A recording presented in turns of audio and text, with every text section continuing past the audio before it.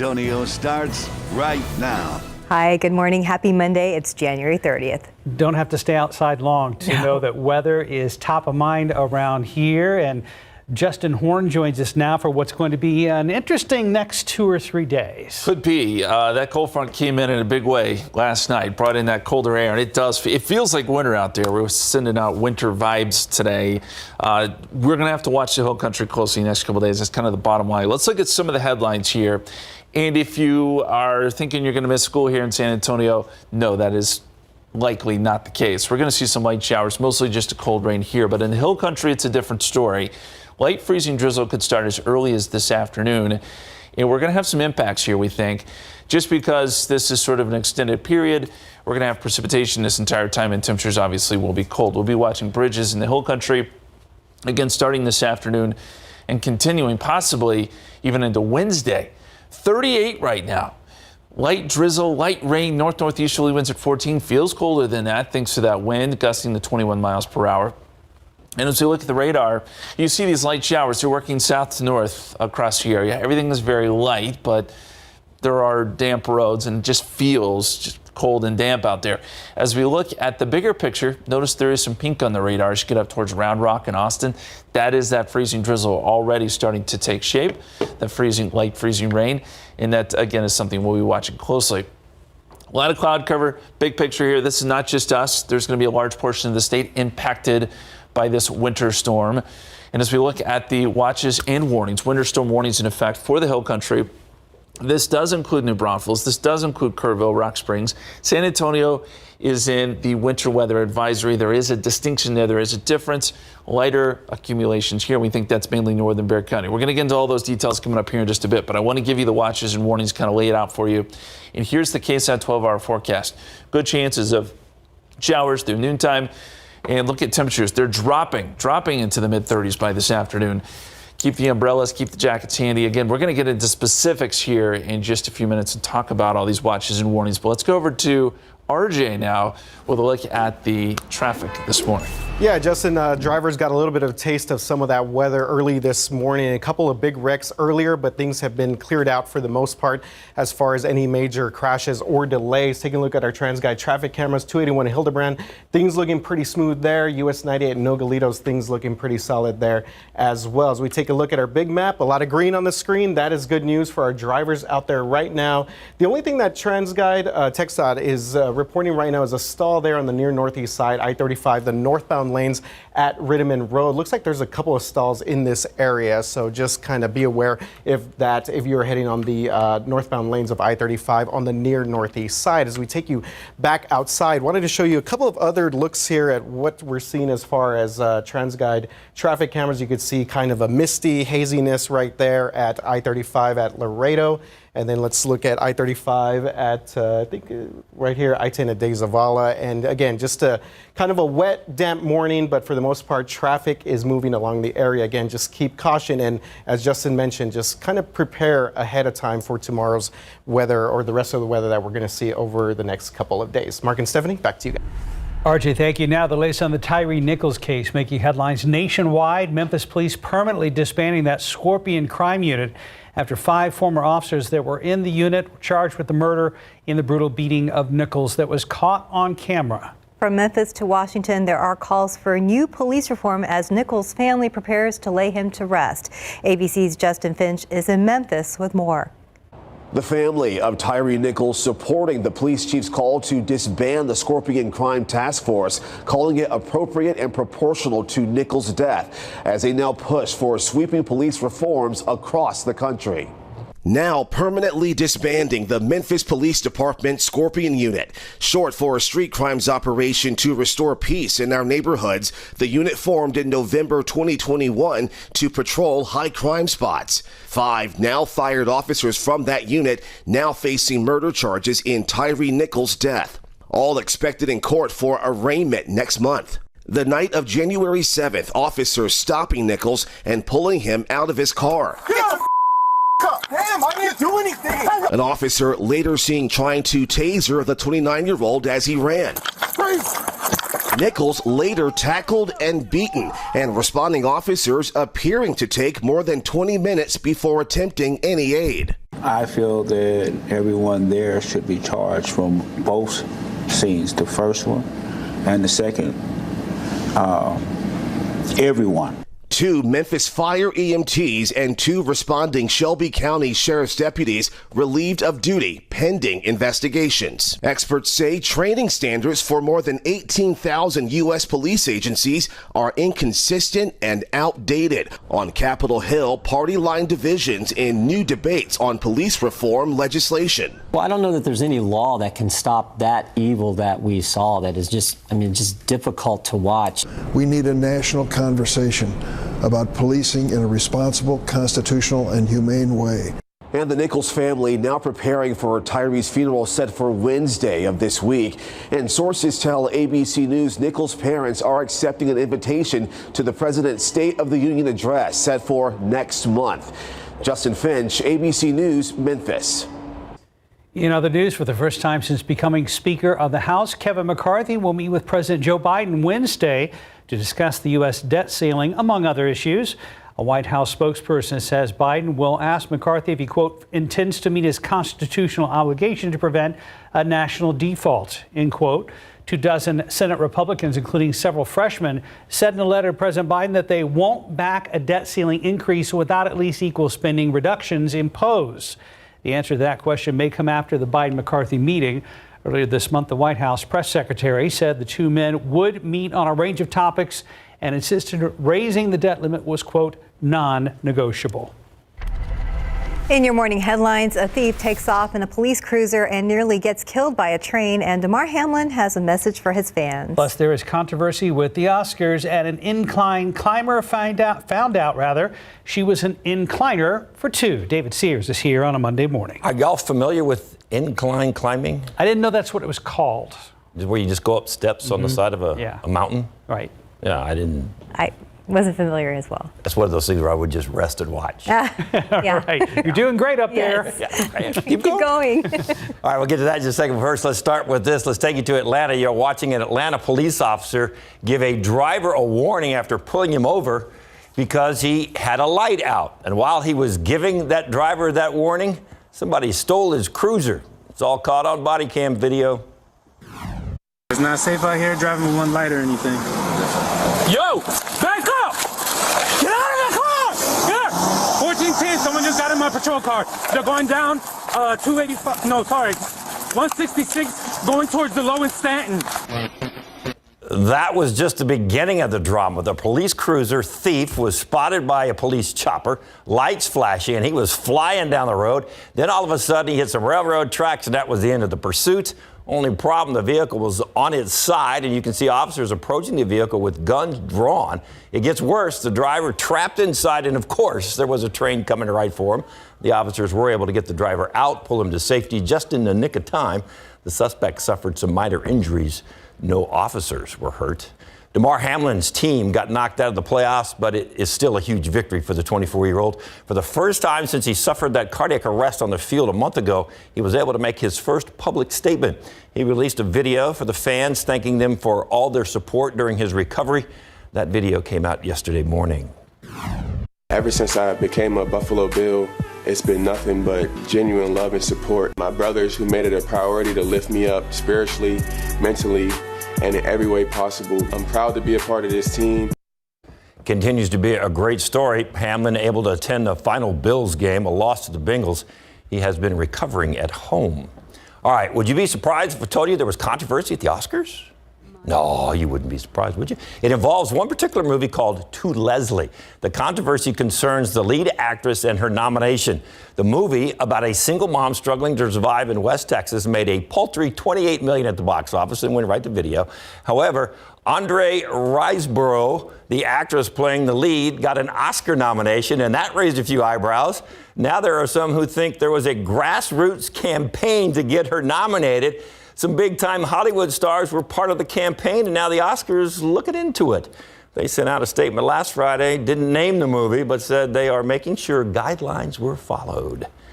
And finally, you're looking at 2,700 steps of an incline going up the side of a mountain in Colorado, and we found the new definition for tandem incline climbing. Meet Rachel Jones, one of the most accomplished incline climbers around. She had a goal of completing 1,000 inclines in a year. But while she was trying to reach that goal, there were times she was struggling. What she didn't know and soon found out, she was trying to reach that goal while she was taking another person along. And my body was just starting to feel run down, and I'm thinking maybe I'm overdoing it. I don't know what's going on. Come to find out, end of September, I discovered that I'm pregnant. Pregnant! Her doctor let her keep going. She reached her goal. On the day she reached the goal, she finally announced to all her fellow incliners she was pregnant. In an unusual way, she had it right there on her T-shirt. By the way, she had a little girl. Aww. And she reached her goal. Incline queen, and incline princess. So her baby has already gone like 440 incline steps or something like that. And that's already way more than us. Way. Yeah. Very good. Great story. Good for her. Yeah, in training already. Yeah. Several steps ahead of us. David, thank you. David. All right. Right now, 9:09, 38 degrees. Here's a look at what's coming up next. Take a look at this. We are talking drones. We're talking students here at Southwest ISD. Look at this. We're talking jobs. We're going to explain in just a bit. 12 minutes past the hour, a new generation of jobs. Students at Southwest ISD are getting hands-on learning with drones, and this program is growing fast. Our Max Massey joins us live from Southwest High School. And Max, are they busy over there? Yes, guys, take a look. Drones are up and running. We're joined here with Mr. Irby. So tell us about this program. When did it start? So this program started about 3 years ago, and it started as a part of some help we got from the D. Howard Foundation to get some curriculum to get kids starting to learn about drones. So. I mean, this is amazing. I'm so jealous. We didn't have anything like this when I was in high school. So exactly what does the curriculum look like? What kind of stuff are they doing? Yeah, so the kids have to learn about weather. They've got to learn about airspace. It's not just, flying for fun. This is flying for a job. So they have to know all the safety requirements, the regulations. It is, of course, a fun way to learn all that kind of technical skill.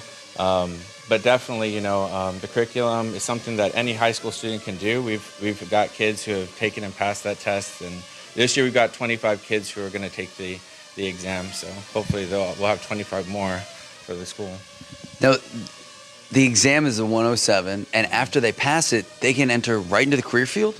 Right, yeah. So, I mean, a lot of places would want experience, and so companies like Valero have talked to us about partnering to do different type of job simulation stuff. But here at the high school, we have the kids take up a DJI Mavic 2, and they record soccer games. They did a panorama of our school for the superintendent. So we try to get them to practice some of those things before they have to go off to an insurance company or somewhere else to practice and get a job. That is amazing. And so as the aviation teacher, which is something clearly not many schools have yet, when you learn that this program is expanding to possibly 20 more schools in the next year, what does that mean to you as an educator? Yeah, I'm really excited because before this I was a physics teacher, and the ability to bring the STEM curriculum into the classroom lets us teach math, English, all sorts of other disciplines in a fun way that they really enjoy to do. So. All right, Mr. Irby, thank you so much. If you guys want to learn more about the program, we're going to have all this information, of course, on the news at noon and KSAT.com. Guys, I'm going to see if I can fly some of these, but we're going to send it back to you. Okay, be careful. Thanks, Max. Fly, Max, fly. All right, let's go outside with live cam. It's cold out there, breezy, it's wet, and off the top of the newscast, Justin was talking about some icing is already occurring places west of Austin, I believe you said? Yeah, just north of Austin, but that freezing line is going to work its way south, and so that's where the concern lies. The higher elevations, the hill country, city of Austin itself, we're going to have to watch too, and then northern parts of Bexar County. These are all places, when we have these kind of wintry systems, it kind of is the playbook there, northern Bexar County, north of 60 and 4. And so the next couple of days, we'll be keeping close watch on that. Let's first start with what's going on outside. And we've got cloudy skies. Yesterday, we were in the upper 70s. Remember that? Now, we're in the 30s. That cold front made all the difference, and we have a little bit of rain coming down too. 38 degrees at the airport. Dew point is at 35. We've got a northeasterly wind at 14. That puts the wind chills on the low 30s, so it's definitely jacket weather. And here's the live radar. Very light showers working their way through, but this just makes for damp conditions. Nothing's going to be heavy today. It's all going to be light stuff. But even a little bit of light icing can cause issues. We know that. And notice this is all green. But as we go north, we run into some of that pink color, and that's what represents some of the light freezing rain. Actually moving north out of the area, looks like things are pretty quiet for right now. That freezing line is working south, as I said, and some places in the hill country are already starting to approach freezing. So let's look at the numbers. 30 in Fredericksburg, 33 Kerrville. You're still above the number there. 36 in New Braunfels, 33 Austin. They're very close. 38 here in San Antonio. Now this number doesn't move much. We probably only dropped about 35, 36 this afternoon. So we're not forecasting to drop below freezing here in town. But Bernie Stage already down to 34. That's an area we need to watch. 34 Bulverde, same story. 36 right now at Canyon Lake. And there's like the wind chill values. Feels like 30 here in San Antonio right now. Feels like 27 Canyon Lake. Feels like 26 in Bulverde and 25 in New Braunfels. That wind is stout. So here's kind of the bottom line. Monday through Wednesday. Now there'll be some periods where the temperatures fluctuate a little bit. But I'd say all the way through Wednesday morning, we're going to watch for some light freezing rain in these areas. So Fair Oaks Ranch, Timberwood Park, Bulverde, Canyon Lake, north of 1604, Comfort, Kerrville, Fredericksburg, Blanco. For sure up here, we know temperatures will be below freezing. It'll be marginal here, but I think there is the possibility, Timberwood Park, Helotes, Bulverde over to Medina Lake, New Braunfels, and even Seguin, where we could see some periods where temperatures fall down to around 32, and that means we need to watch it. Icing would be possible. Bridges, overpasses will become icy, especially as the further north you go. And we'll be watching for some power lines too. If there's enough ice, if things get a little bit heavier up here, then there could be some ice accumulation on the power lines, which could weigh them down. There could be some power outages. We'll see. We'll need to watch Highway 281, Interstate 10, Highway 87, 290. Those are the highways and freeways where those overpasses could become slick. Everyone else, we're dealing with cold rain. San Antonio, Highway 90, point south, just rain. It'll be cold, it'll be damp, it'll be chilly. Here's a look at the winter storm warnings that we have in effect. Those are the counties shaded in pink. This is where we could see totals of 1/4 to 1/2 inch of ice accumulations. These counties in purple, which is Highway 90, San Antonio, this is where we would expect some very minor ice accumulation, but we can't rule it out. Again, that's mainly northern Bexar County, northern parts of Medina County and Uvalde County, and probably north of Del Rio as well. Gonzales, a little bit north of you, but I-10 there as you head east out of town. We need to watch that too. Here's a look at the satellite picture. Lots of clouds, and we see some of that pink color again here and there with some of this light activity, noting some of that light freezing drizzle that has already developed. So our KSAT 12-hour forecast, 40% chance at 11 o'clock, 40% chance noon. We're at 38. But we're dropping down into the mid-30s by 5 o'clock, 40% chance of rain even tonight, 40% chance. Temperatures are in the mid-30s here in town, all liquid. Here's a look at the forecast. So as we jump into 4 o'clock today, it does show in those counties we talked about earlier some light freezing rain. Then by tomorrow morning, this is 7 a.m. tomorrow, maybe some patches of a little bit more moderate rain working in. If that's the case, then you get some of this heavier freezing rain up across parts of Kendall County, north of New Braunfels. Then as we get into tomorrow afternoon, there's the dividing line once again, right there north of 1604. Freezing drizzle, possible freezing rain in the hill country.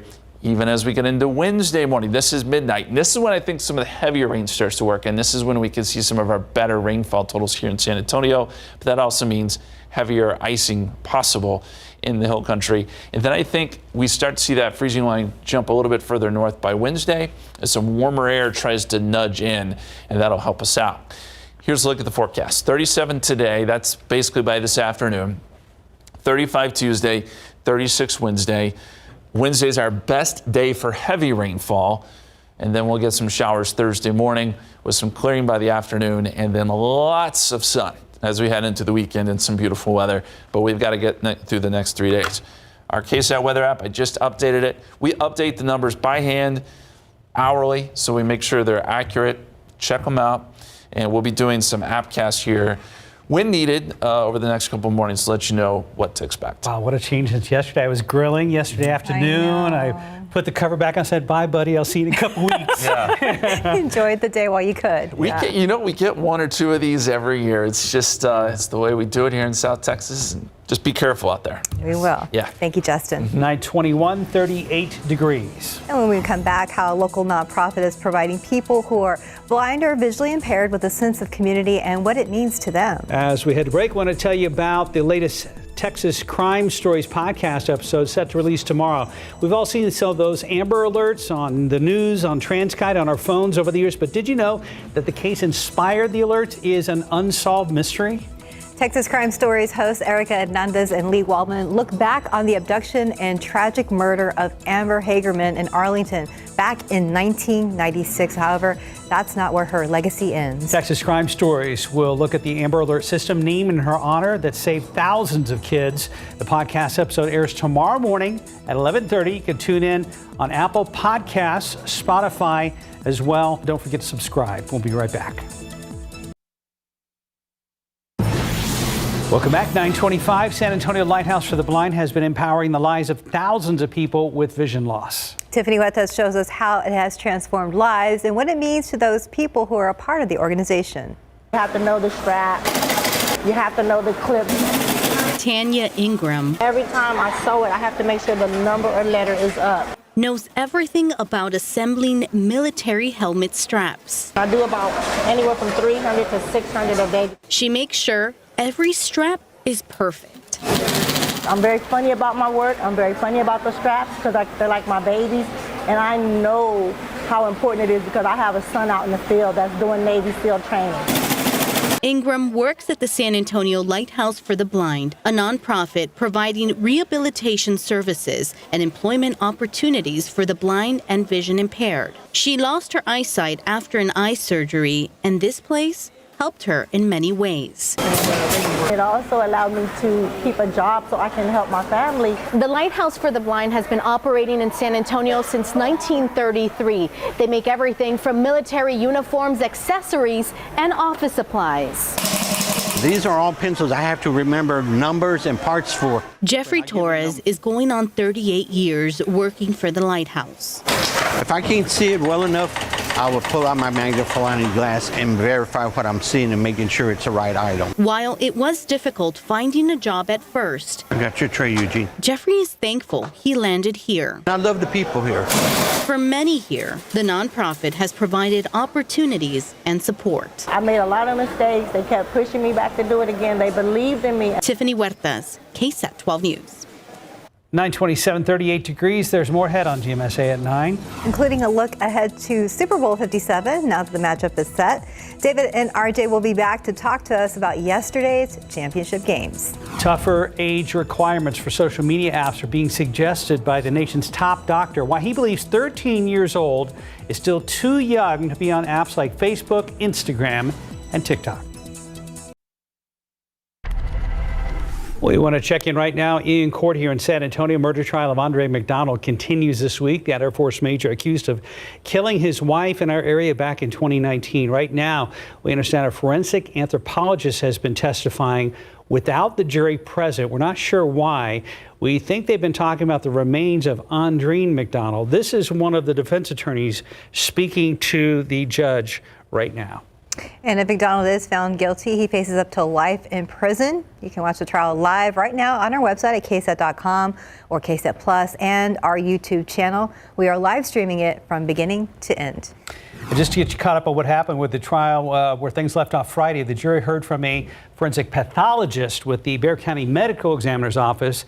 He testified that McDonald's wife was likely killed with a claw hammer and not from being stomped on. That contradicts what Andre McDonald allegedly told his mother-in-law and sister-in-law just 3 days before this trial started. Also on Friday, the man who found Andreen McDonald's remains testified, and court reporter Erica Hernandez is continuing to cover this trial, and we'll have updates on our later newscasts. Back to the big story outside with the weather here in South Texas, which has changed radically from yesterday.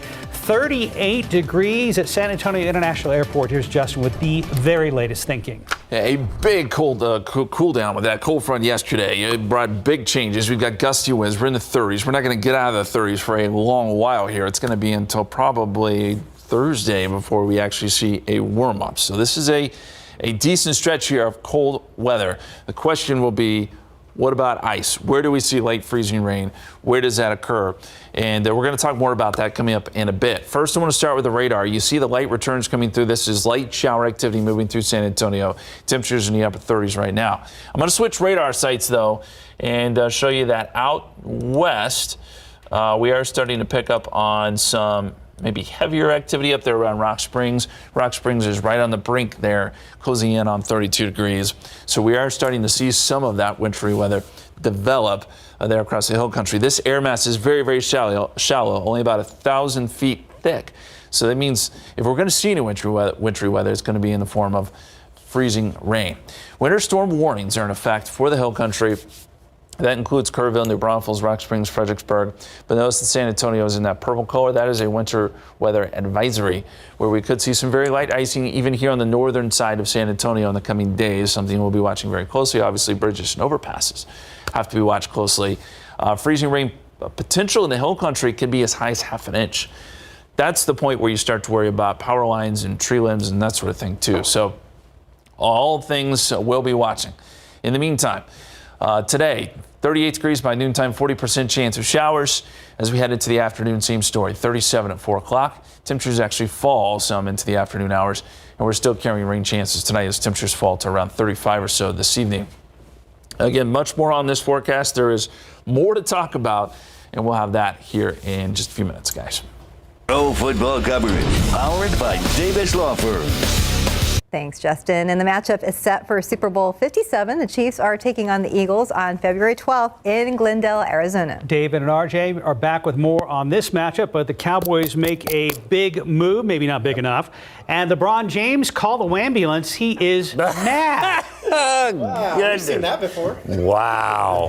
We haven't talked about the ambulance in a while. Or turn off the AC. Let him cry. There you go. Yeah. We'll get to that in just a second. But I would like to point out, beginning this segment, that former Texas Tech Red Raider quarterback Patrick Mahomes is back in the Super Bowl. You know, that's so weird. We didn't know he went to Texas Tech. I know. We just found out. Yeah. Wow. Well, let me tell you. Little tidbit there. He did. Texas Tech quarterback Patrick Mahomes is back in the Super Bowl. We're happy for you, David. So, taking on another former, Texas high school quarterback there, Jalen Hurts. The Eagles took on the 49ers. That was the early game yesterday, David, and unfortunately for the Niners, injuries here hit them pretty early on in this one. Wow, Brock Purdy got smacked on the arm, elbow all messed up. He couldn't come back in, so they had to go with their, look at this. They couldn't throw the ball more than 5 yards. That just looks like it hurts, doesn't it? But I don't know, some nerve thing in there in your elbow, and you can't throw, and then they end up with their fourth-string quarterback, and all they can do is hand the ball off.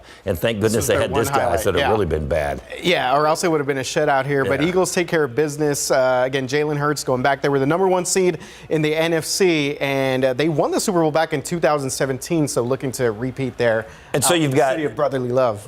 No, by the way, Jalen Hurts from Texas, you mentioned? Patrick Mahomes from Texas. There we go. So the 2 quarterbacks in the NFL are from Texas. So what does that tell you about the talent we have in Texas when it comes to football? Got some players, and that was like the one pass that the 49ers completed in the second half. They just could not do it. So at one point, they were ready to go with Christian McCaffrey as an emergency. Fullback was their emergency. And I'm at one point later in the game, I was wondering why they didn't go ahead and try that. I mean, what else were they going to do, you know? By then, it was pretty much done. Done deal there. I mean, there was one drive early. I think it was the one that made it, I want to say it was the one that made it 14-7. The 49ers got called for like 3 defensive penalties. Yeah, that was it was a bad that was pretty much. So anyway, all right, there's nothing. All right, moving on here as we're hurting our producer. Let's get to the big game last night. You're right, David. This was a good game here. The AFC Championship game. As David my man right there. Look at him. Woo! For the millionth time, Patrick Mahomes going back to the Super Bowl after a last-second victory there at Arrowhead last night. This one was a weird game. Very strange. That was like a long run. Look at that kid right there is from UT. and he shoves Patrick Mahomes like 3 yards out of bounds. And then a little dramatic flare at the end. It was very floppy-ish. Yeah. Oh, come on. But they got the penalty. The dude's got one ankle. He's got closer. 1 foot. He's got 1 leg, and he's out there hobbling around, putting his team in the Super Bowl. He exaggerated Floppish. just Come a on. little bit. But you mentioned it, David, playing on really just one healthy. Oh, my God, we brought this up. No, we're not. Oh, hold on for this. We're not ready for that yet. Yeah, let's hold on this one. No, you think I'm not going to soapbox Patrick Mahomes? Going to soapbox Kellen Moore. Well, we can soapbox that. So anyway, so it's the Chiefs and the Eagles in the Super Bowl. Yeah. All right, 2 weeks. We got to endure this for 2 weeks. Look at that. All right. Moving on. You mentioned Kellen More, though. Kellen Moore, David, no longer the offensive coordinator for the Dallas Cowboys. You seem all torn up, David. He'll find a job somewhere. Well, I think it was getting to the point where, is he probably a scapegoat? I wouldn't call him a scapegoat. It was just to the point where, some of the play calls needed were, to be made. This is good for everybody. Yeah, I think he's going to go to another team and be an offensive coordinator at another team. He's going to be able to help them and institute some of the stuff that he did. For a while, he was really good. I think he got into some bad habits of calling some plays that really weren't productive. Because he was a golden child for a while there. Yeah. Oh, yeah. He was supposed to be another big-time head coach and did do it. So he's going to be all right. The Cowboys will find somebody a little different, and maybe they can figure out a way to teach Dak how to throw a really good pass. And I think Dak needs another voice in there, another voice in his ear. He had a career-high interceptions this year, 15. Yep. Didn't even play in 5 games and still reached that career-high interception. And then after back-to-back flops against the Niners in the playoffs, I think it was. Let me say that Dak's a great guy off the field. Jerry Jones has now named himself offensive coordinator. Probably. Just found out. Dak is a great guy off the field. He does a lot for the Dallas community, but he needs some work on. You watched those guys last night. I mean, the passes are on the money. Burrow, Mahomes, they're throwing them where they have. But anyway, okay. Boom. What's next? All right, so here we go. David specifically requested this one here. This Saturday night. Oh, is this a soapbox? This is just. I cannot believe the NBA. Okay, first off. Yeah, that's a foul. So what? Look at him. He's acting like a 4-year-old who just lost their ice cream. Yeah. Mama just took the ice cream away from the 4-year-old, and that's what he looks like. We're going to see this reaction. No technical. Anybody else in the NBA would have gotten a tactical foul for the way they acted on the floor. What a great example for the kids, LeBron. Look at him. Come on. Yeah, he acted like if they lost a finals game. But, David, that was a very badly missed call there. Sure it was. By the refs. Yeah, look at Justin. He's got him all right. Sure it was. It happens. But how many times have they missed a call in an NBA game? They miss him. Look at him. Look at him. He's just throwing a hissy fit. And the referee just walks by and goes, oh, it's okay. And then this guy walks over with a camera to show him, and he got teed up. That was, you got to tee that up. But why LeBron didn't get teed up is beyond me. If it had been one of the Spurs, these young kids, they'd have been teed up and tossed if they acted like that. But, LeBron gets to act like that. I get so sick and tired of this. The refs actually apologized for this after saying that they were going to have trouble sleeping at night because of this call. I wouldn't go that far. It was a bad call. It was a missed call. They admitted after the game, but LeBron's reaction was a lot there. He's in Hollywood now. Yeah, well, he got axe, and that was an axe, and then they ended up losing, which, there you go, karma. Special request. Well, but I mean, come on, really? Seriously? Oh, man. Steph? Your daughter watches this stuff. She plays basketball. You want her acting like that on the floor? Oh, my goodness, no, I hope not. What would you do? Yeah, I would scold her. Yes. I would, if I was LeBron's mom. And his mom should have scolded him for I would acting get out like in the court and say, excuse me. Hey, come with me, young man. Yes, exactly. It's enough of that. Missed call there. That's my only problem with his whole thing is he acted like a 4-year-old. And it's like, you can't do that. That's just ridiculous. With all those kids watching. Yeah, no. That's true. All right. David, you mentioned the Spurs. They're actually back to. I know. Are you good? You okay? You take a breath there. Spurs taking on the Washington Wizards tonight at the AT&T Center, 7 o'clock tip-off there. Did you watch Saturday night against the Suns? I was actually at Royal Rumble. I did not watch. Wow. No, but they took him into overtime. So how was the Royal Jeremy Rumble? Sohan had 30 points. Royal Rumble, very entertaining. 52,000 people there at the Alamo. Yes, in the Alamo Dome? Yeah. Wow. All right. The Spurs were down 13. They came back and sent that thing to overtime. Almost beat Jeremy the Suns. Sohan. We may have to limit David to one soapbox a week. It takes a lot out of him. Yeah, so you're all right? I don't want you to overdo it, okay? I just saw that. I about flew off the couch. Yeah, I bet you did. No way. All right. RJ, David. Yes. Thank you, guys. 9:41, 38 degrees. You're watching GMSA at 9. We'll be right back.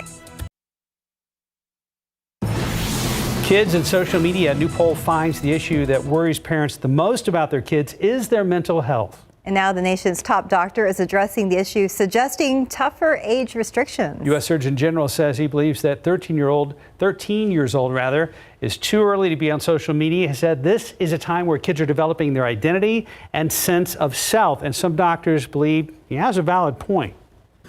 Those brains are still developing, and we have enough research to show that constant social media scrolling can actually affect brain chemistry in these young kids.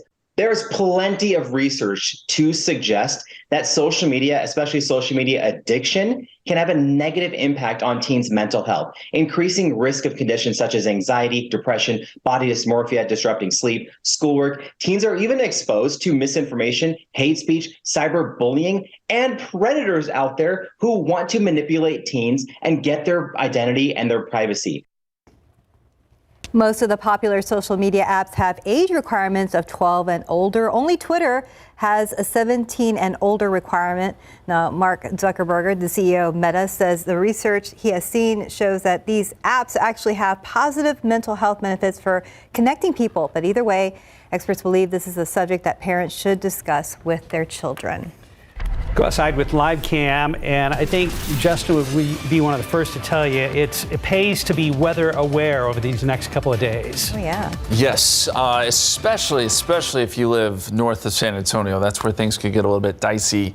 Temperatures coming a little bit colder. This air mass is a little bit colder, and it's making all the difference. We're going to see a pretty decent chance for some ice as you get into northern Bexar County and the north of that, especially, as I said. Let's first start with the look outside. It's in the upper 30s right now, a drop of about 40 degrees from yesterday. That cold front meant business, and now we're socked in with cloud cover. Don't expect to see the sun until Thursday. We're going to be in this cold, kind of messy pattern through at least Wednesday night. 38 degrees right now at the airport, 41 Sinson, 39 Kelly, 36 at Randolph. And look at the winds out of the north-northeast, anywhere from 10 to 20 miles per hour, and gusty makes it feel all that much colder. There's the live radar, and we notice we've got some showers out west, some pockets of freezing rain as you go north of Rock Springs. That's the radar that we have out west, and we switched it over to the radar we have a little bit closer to San Antonio, and you can see the light showers that are working through here as well. This is all really light stuff, though. I mean, this is not going to amount to much, but it's just going to keep things damp over the next couple of hours, and we'll see a few more showers develop through the afternoon. About a 30 to 40% chance of rain today. Rain chances pick up a little bit, though, as we get into the next couple of days. We'll have little disturbances working through, and that keeps our rain chances at least elevated. The rain's great. We just don't want this wintry weather.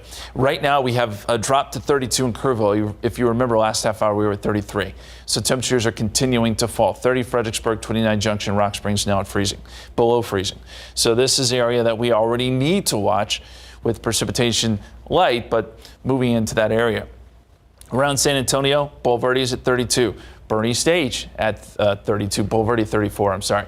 32 Bernie Stage, 36 Helotes, 41 Rio Medina, and most, if not all of Bexar County right now still above freezing. Wind chill values, feels like 30 here in town, feels like 25 in Converse, 23 the current wind chill in Seguin, feels like 25 in Braunfels. Man, what a change. So here's kind of the bottom line forecast. Now through, I'd say, even Wednesday night, we're going to be watching for light freezing rain in the hill country. The roads, Interstate 10, Highway 87, 290, 281 as you come out of Bexar County. This is an area where freezing rain seems like almost for sure thing. This is where we could get some icing, 1/4 inch up to 1/2 inch. Once you get up to this number, that's when you have to really start worrying about power lines, some branches. We'll see if we get to that point. I think first and foremost, we need to worry about the roads, elevated roads, bridges, overpasses. Those will likely freeze up, especially as we get into tonight, into tomorrow. If you're driving up I-35 to Austin, same story. As far as Bexar County is concerned, Timberwood Park, Helotes, over to north into Bulverde. These are areas where I do think a little bit of light icing is possible.